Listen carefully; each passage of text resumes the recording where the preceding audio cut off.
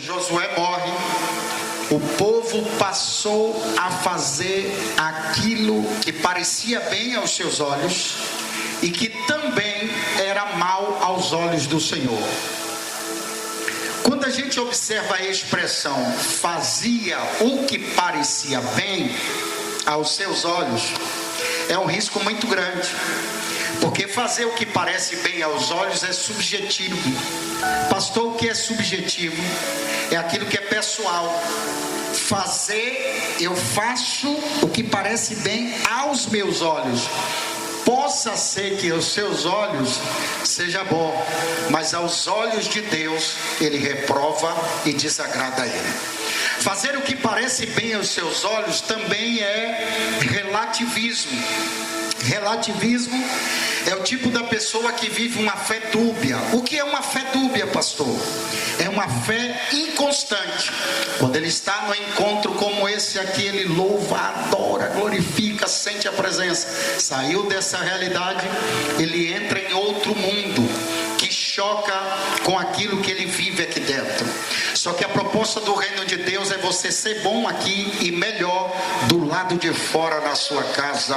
Aleluia. Levante as mãos para cima e diga: eu sou bom aqui, mas Deus me chama para ser melhor do lado de fora. Aleluia. Glória a Deus. Então eles faziam o que era mal aos olhos do Senhor. E olhe para mim, crente. Quando a Bíblia diz que eles faziam mal o que era aos olhos do Senhor, não era uma falha, uma tendência comportamental, uma influência, vou contextualizar pelos nossos dias, de trend, né? Outro dia eu vi uma tendência aí absurda, inclusive postei lá no meu Instagram, depois se você quiser acompanhar, Francisco Oliveira Oficial, de umas tendências onde as crianças eram incentivadas pelos pais a pegar o celular e na frente da câmera dizer tudo o que pensava, e o pai incentivava eles falarem pornografias, botar para fora todo tipo de palavreado. O crente, ele não é resultado da moda, ele não é resultado da influência, ele não é resultado do momento, porque a moda passa, a tendência vai embora. O crente é fruto do propósito e da vontade de Deus sobre a sua vida. Aleluia, de glória a Deus. Então, quando eles faziam o que era mal, preste atenção, faziam o que era mal, Deus permitiu uma nação poderosa para oprimir a Israel.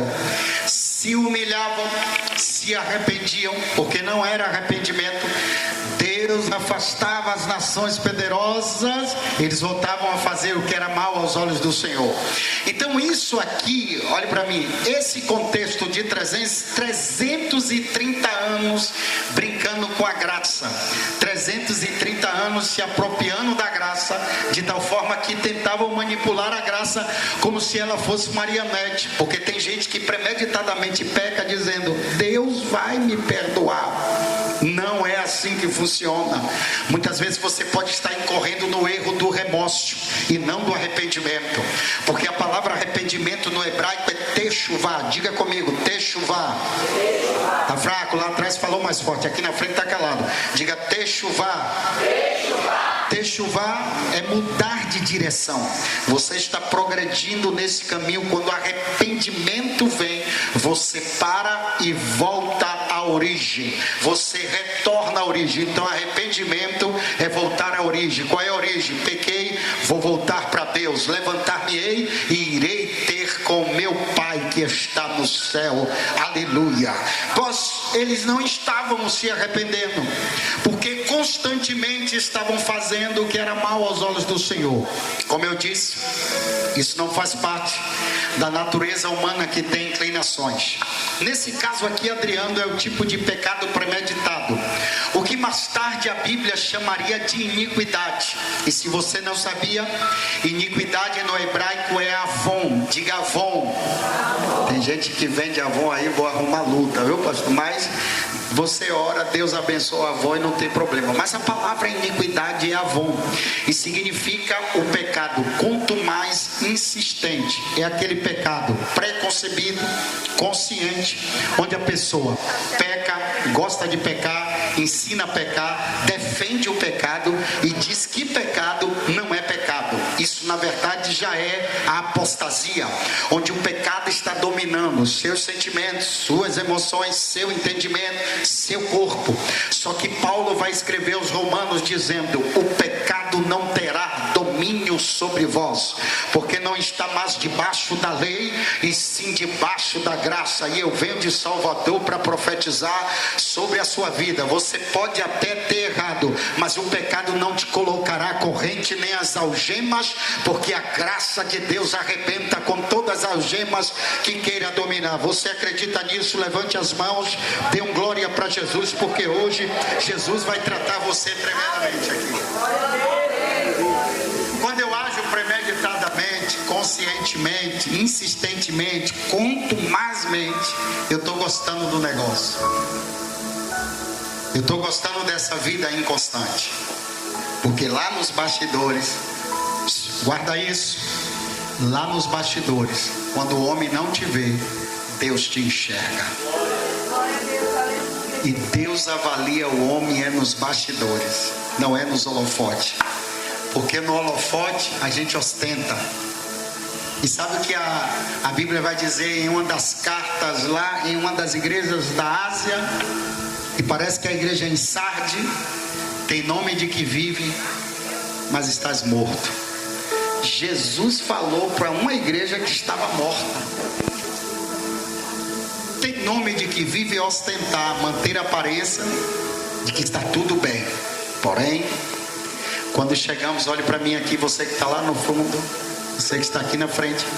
Quando chegamos nesse estado de defender o pecado, gostar do pecado, ensinar o pecado, nós precisamos nos despojar, jogar as armas no chão, virar para os céus e ser verdadeiro, dizer: Deus, eu sou uma mentira, eu sou uma farsa, eu não sou tudo isso que eu digo quando estou na igreja. Porque quando eu saio daqui, a minha realidade se apresenta, e quando eu me despojo, aleluia, e me lanço nos pés de Jesus, ele vira para você dizer: tudo isso que eu estava precisando para começar uma obra de inconformados na sua vida. Levante as mãos, a geração inconformada, levante as mãos para cima aí. Pegue na mão desse crente que está com sono aí. Tem uns 4 já com a cara assim: eu estou com mais sono que você, irmão. Sacuda a mão dele para ele não dormir. Tem crente, vire para ele assim: Deus te levantou hoje aqui, que vai tratar, diga assim: Deus vai tratar você, quebrar você, mas vai restaurar, e você vai voltar para a sua realidade diferente, para a glória de Deus. Quem toma posse dessa palavra aí, abra a boca, crente, dá um glória para Jesus aí. Ainda não comecei a pregar, você disse que era para eu ficar à vontade. Eu não vim de Salvador para não fazer à vontade. Eu saí um pouco aqui. Graças a Deus não estou de terno hoje, né? Amarrado, cheio de gravata no pescoço.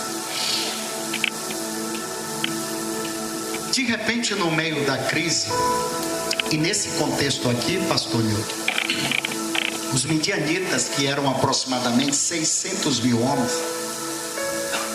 investiram contra Israel. Foram nos campos, roubaram o trigo, foram nos depósitos, roubaram as sementes que serviriam, diga comigo, serviriam para plantações futuras.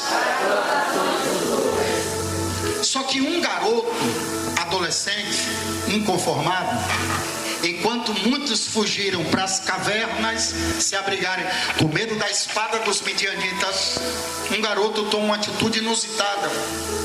Um garoto toma uma atitude curiosa, no mínimo. Um garoto toma uma atitude, no mínimo, intrigante.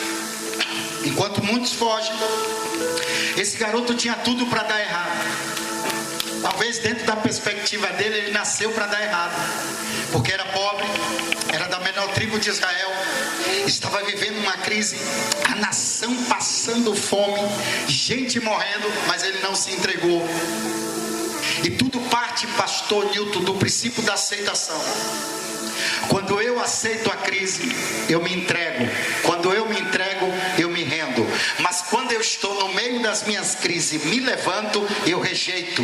Quando eu estou no meio das minhas crises, tomo uma atitude, Deus diz: é só isso que eu estou precisando de você reagir no meio da crise, para eu começar a fazer uma grande obra na sua vida. Aleluia. Só que esse garoto, ele não vai subir na eira para malhar trigo, porque trigo se malhava na eira. Ele vai para o lagar.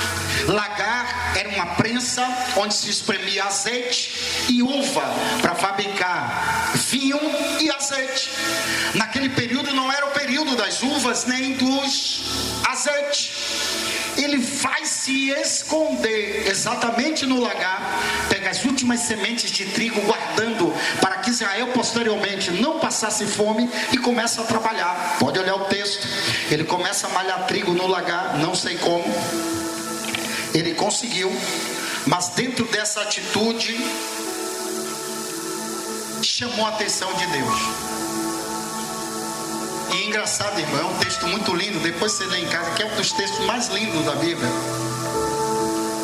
Que quando ele está malhando trigo no lagar, os teólogos chamam de teofania, que era a aparição de Jesus no Velho Testamento, cognominado como anjo do Senhor. Quando você vê a expressão assim, ó, e o anjo do Senhor apareceu a Jacó, é Jesus. O anjo do Senhor, que é Jesus, aparece a Gideão. Só que a curiosidade me provoca que ele poderia aparecer e falar logo com Gideão: parabéns, rapaz, enquanto muitos estão lá fugindo, você está aqui não se entregando. Ele fica calado e observa. Pode observar, ele vai para um carvalho de Ofra e observa Gideão malhando trigo no lagar. E Gideão não sabia do que estava acontecendo ali no mundo espiritual. Deus não tinha aberto os olhos de Gideão para enxergar Jesus observando as suas obras. E ele olhando, isso é tremendo, porque mais tarde o proverbista Salomão escreveria que os olhos do Senhor observam os bons e os maus. E muitas vezes você anda tão aleatoriamente e não faz ideia de que Deus está te observando, de que Deus está te olhando, de que Deus está contemplando. Muitas vezes não é uma obra esplendorosa, mas uma atitude. Talvez você não consiga ser tudo o que você deseja ser. Talvez você não consiga obedecer a Deus como você gostaria. Talvez você não seja esse adorador profundo. Talvez você seja uma pessoa fraca. Mas sabe, deixa eu lhe dizer uma coisa: Deus não conta com os fortes. O mundo valoriza os fortes, Deus diz: o fraco é forte. O mundo valoriza os grandes, Deus diz: é o pequeno que é maior. Aleluia, oh glória a Deus. Eu vim de Salvador para te dizer: não precisa fazer tudo que os outros pensam que agrada a Deus. Basta que tenha aí uma semente, uma atitude. Deus diz: é o suficiente para eu começar uma obra na sua vida. Não entendeu? Aquele que começou a boa obra em vós aperfeiçoará até o dia da vinda de Jesus Cristo. Levante as mãos, que eu vou, vai mais uma profecia. Levante adorando. Você está devagar, você é mais jovem do que eu. Levante adorando. Só vou profetizar quando você adorar, abrir a boca. Vença o som aí glorificando. Tem gente aí bocejando. Abra a boca, irmão. Abra a boca, abra a boca. Dê um glória aí que eu vim profetizar. Tem uma grande obra de Deus na sua vida. Está subindo uma poeira nessa casa aí. O diabo está dizendo: essa casa vai cair. O Espírito Santo está dizendo: está subindo poeira porque a casa está em reforma e eu vou fazer uma grande obra. Quem acredita nisso, levante as mãos, dê um brado de glória e dê um brado de glória. Adore, adore, adore, adore, adore. Olha para cá. Devido ao texto, agora imagine Gideão e o anjo assim, ó, como se dissesse: que coisa linda, vai dar certo. Tem alguém que não se entregou. Nem tudo está perdido. Porque a geração crítica de hoje critica muito a igreja. É uma geração ácida. Há poucos dias eu fiquei assustado. Também comentei no meu Instagram sobre a Aimee, que é daqui, né? Ela lançou uma música aí, foi um alvoroço no Brasil. Depois você vê lá no meu Instagram comentando, fazendo um recorte. Eu olhei, observei e vi crentes meninos, vi crentes imaturos, como se tivesse, pastor, descobrindo a verdade a partir dessa música. O evangelho dos fariseus. Jesus já falou isso há quase 2000 anos atrás, está lá na Bíblia. E você veio descobrir agora que Jesus confrontou o farisaísmo há muito tempo atrás. Precisou de uma menina. E quando eu analisei, eu disse, deve ser uma experiência pessoal dela ali em Marajó. Alguém já tinha falado sobre isso e não deram crédito. De repente aquela música é um grito para um despertamento. E aí eu te pergunto, essa música também serviu para muitos crentes criticar a igreja, criticar o sistema, criticar pastor, como se a igreja tivesse falida. E o diabo usou essa situação para te tirar da igreja onde você é edificado, onde você não pode vomitar um lugar que você é abençoado. Foi aqui, na presença de Deus, que Deus transformou a sua história, que Deus te levantou, que Deus te encheu do Espírito Santo.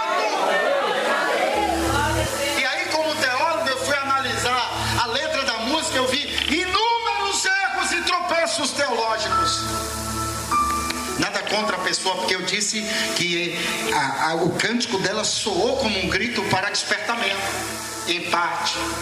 Porque quando ela diz, estamos apodrecendo o corpo de Cristo, é uma heresia. Ninguém apodrece o corpo de Cristo. A instituição pode ter problema, mas o corpo está intacto. A igreja corpo está viva, aleluia. A igreja corpo está pulsando. Quem faz parte do corpo invisível de Cristo, levante as mãos. E também na letra dela dizendo, Adriano, que o reino dos céus virou negócio.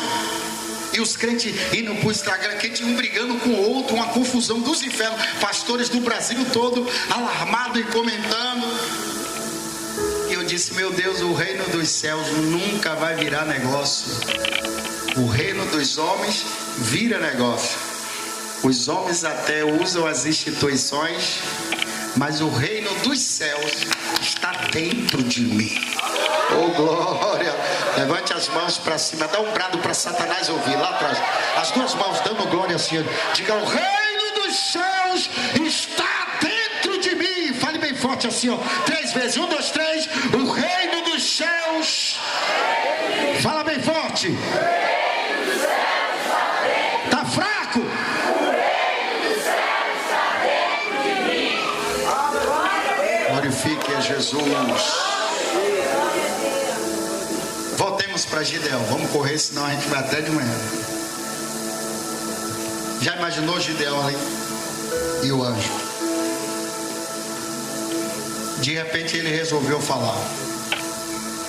E ele fala algo que Gideão nem sabia. Varão valoroso.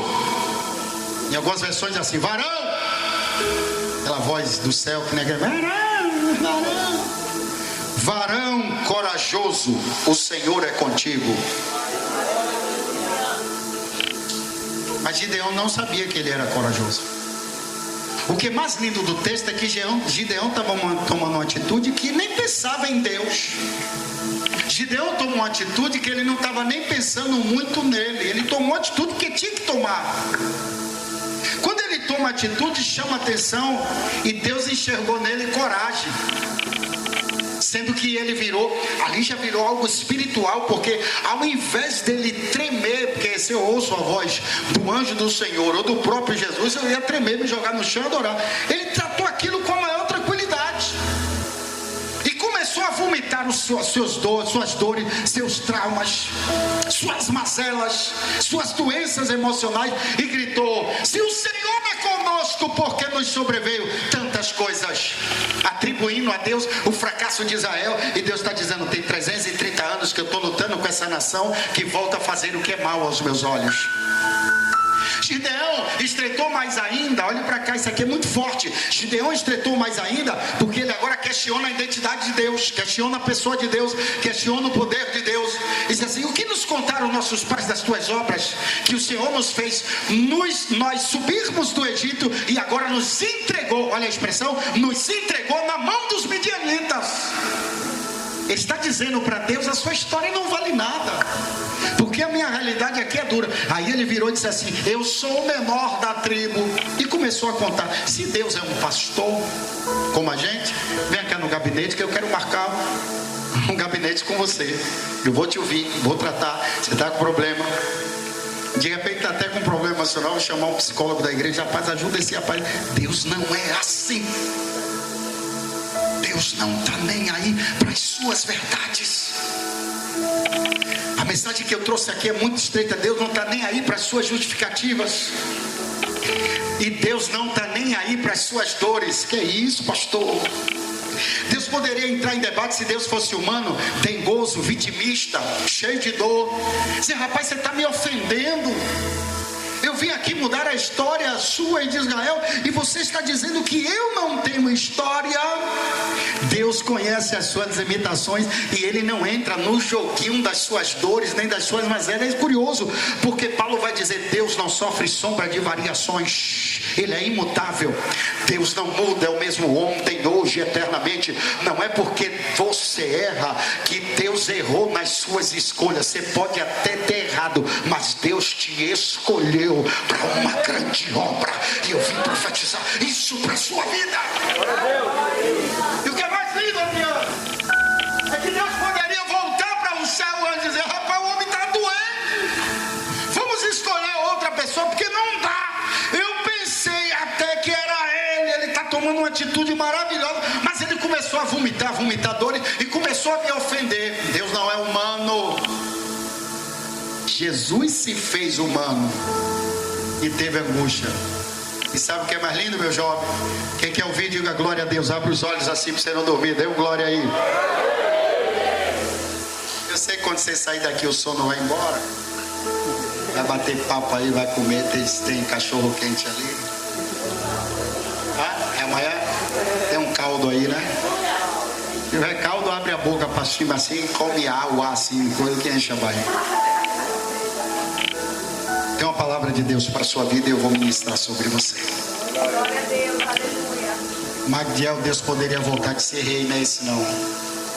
Isso aqui é muito forte, porque enquanto Gideão, minha querida, estava mostrando a dor dele, o complexo de inferioridade, que é muito forte.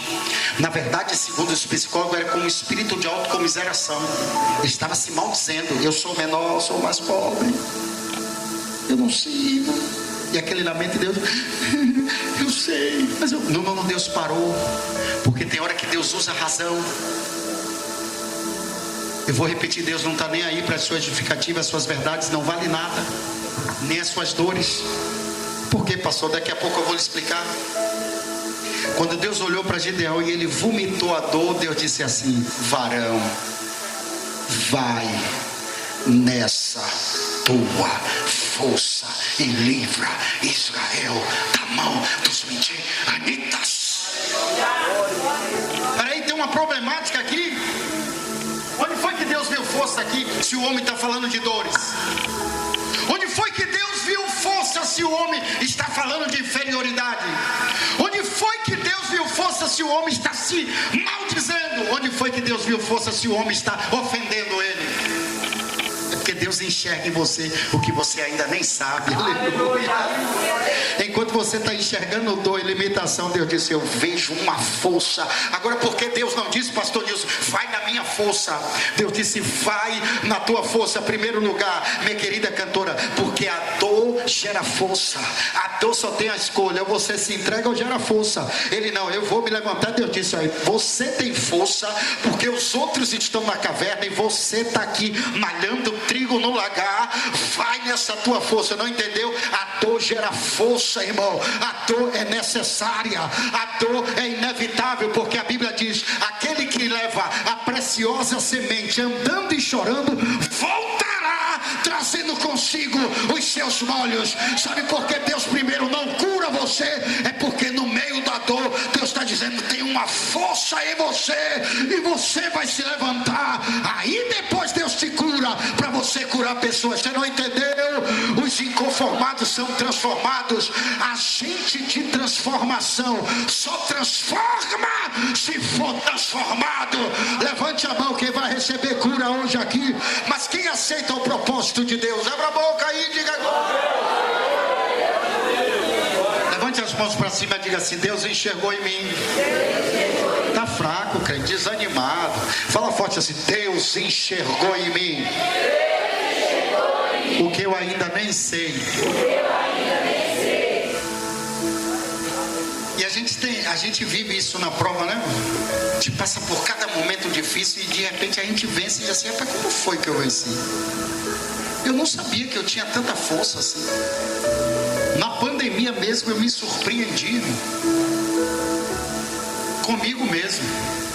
Eu pastoreava uma congregação na pandemia, morreu o vice-presidente, o pai do meu presidente ficou 6 meses internado, entubado, meu presidente ficou de Covid internado, o vice-presidente foi embora, o pastor disse: a igreja é sua. Cheguei na igreja, tinha 5 crentes, mas eu virei um leão. Eu fiz um voto com Deus, virei para a igreja e falei uma coisa louca: ninguém dessa igreja vai se entubar e nem se internar e nem morrer, porque o que é ligado no céu é ligado na terra. E aí fiquei 7 meses nessa palavra, dizendo: Deus, cumpre essa palavra para a glória de Deus. Nenhum se internou, ninguém morreu da igreja, pelo menos dessa ninguém morreu. E fiquei no speed assim, subia, o crente estava de Covid, eu digo: vou aí, pastor, não pode, não, abre a porta que eu vou meter o pé no cadeado. E entrava, claro, não tocava em nada demais, mas orando, porque ali eu ia gerando fé. E é isso mesmo, a Bíblia diz que a tribulação produz perseverança. Você sabe o que é perseverança? É uma expressão no hebraico que quer dizer rupomônio. Não entendi. Perseverança não é para forte, é para fraco, porque perseverança é tirar força da fraqueza. Perseverança é mesmo você sentado não tendo razões, mas para continuar na presença de Deus e bater uma vontade de ir para o mundo. Jesus está dizendo: tem uma força aí e eu vou trabalhar em cima dessa força, e você vai perseverar e vai até o fim para a glória do meu nome. Só que quando Deus fala: vai nessa tua força, ele entra em choque. Gideão não tinha enxergado nele essa força, e aí ele fala: que força? Eu sou o menor, eu não tenho força. Deus diz: pai, vai nessa tua força. Aí fala algo forte assim: olha para mim, olha para mim, olha para mim, crente. Eita, pai, tem muita, hoje está prova, muita gente já botou a cabeça ali no... É criancinha ela, é? Tem quantos anos ela aí? Tá dormindo, né, tia? Mas pode ficar à vontade, viu? Olha para mim, eu não vou demorar muito não, porque... mas eu vou orar por você, vou ministrar. Deus diz assim: porventura não te enviei eu? Peraí, irmão, o homem está cheio de dor, Deus já enviou. Como é que Deus enviou alguém que está aqui? E Deus está dizendo: eu já enviei. Aí Gideão entra em choque: como? O Senhor já me enviou? Eu já te enviei, você vai livrar Israel. É porque Deus já está lá no futuro, no seu futuro Deus já está lá. Você não entendeu ainda, eu vou te ajudar. Deus vai te levar para lugares que Ele já chegou lá primeiro. Aleluia. Eu vou repetir: Deus vai te levar para lugares que Ele já está lá na frente. Você está vivendo um presente ruim, mas levante a mão, porque Deus já te enviou. Vai dar certo, levante a mão e glorifique. Você será um grande pregador, você vai casar, meu jovem, você vai ser referência. Deus vai mudar a sua história. Através de você, Deus vai alcançar vidas. Agora você está vivendo momentos amargos, às vezes sem dinheiro, os pais não entendem. Tem gente aqui que só você é crente dentro de casa e uma pressão muito grande. Deus está dizendo: vai nessa tua força, livra Israel. Porventura não te enviei eu? Quem quer viver o melhor de Deus, levante as mãos para cima. Quem vai viver o melhor de Deus, levante as mãos para cima. Quem vai aceitar a proposta de Deus aí, levante as mãos para cima, porque Deus já te enviou, mesmo agora no presente. Tem uma obra aí na sua vida. Olha para mim. Você vai para lugares que você nem sabe. Você vai pisar em lugares que talvez ninguém nunca pisou. Tem gente aqui, pastor, que vai para lugares que eu nunca fui. Você vai ser bem sucedido. Você vai marcar, sabe por quê? Aqui nesse texto, pastor, daqui a pouco eu termino, Adriano. estava sem referência. E sabe o que é que acontece? Quando Gideão se levantou, 32 mil pessoas se levantaram. Estavam onde? Em cavernas. Estava onde? Fugindo. Estavam onde? Escondidos. Você não entendeu? Basta que um se levante. E eu vejo uma grande obra de Deus na sua vida, meu irmão. Vai vir para ele assim, ó, profetiza, olha, tem um projeto de Deus grande. Voluntariamente, abra a boca, não profetiza o que eu falo, não. Vira para o cantor, varão, você vai para os Estados Unidos, cantar lá o soul, no meio da música, Deus vai te honrar, profeta. Eu estava filmando ele ali, e Deus falando comigo, eu vou soprar o nome desse rapaz. É porque você está vendo o seu agora, sem dinheiro, sem investimento, quase ninguém aposta em você, as pessoas te desprezam, olha para você.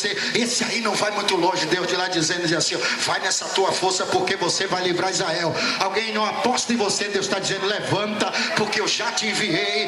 Não há mais possibilidade de você perder tempo, porque Deus vai te usar para esta geração.